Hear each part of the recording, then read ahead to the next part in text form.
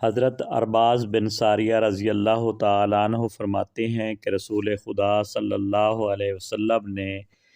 ایک دن ہم کو نماز پڑھائی، پھر ہماری طرف منہ کر کے ایسا واعظ فرمایا جس سے آنکھوں سے آنسو بہہ گئے اور دلوں میں ڈر پیدا ہو گیا۔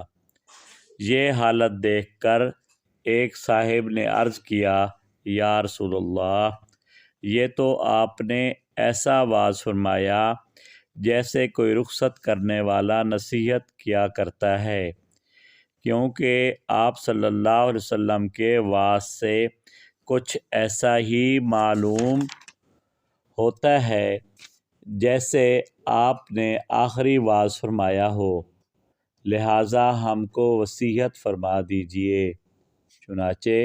آپ صلی اللہ علیہ وسلم نے درخواست منظور فرمائی اور ارشاد فرمایا کہ میں تمہیں اللہ سے ڈرنے کی وصیت کرتا ہوں اور امیر یعنی سرپرست کی بات سننے اور ماننے کی وصیت کرتا ہوں،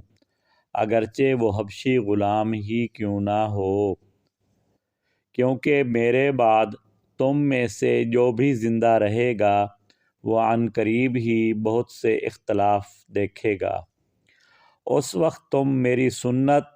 اور خلفائے راشدین کی سنت کو اپنے ذمہ لازم کر لینا، مضبوطی سے تھام لینا اور داڑھوں سے پکڑ لینا اور نئی نئی رسموں سے بچنا،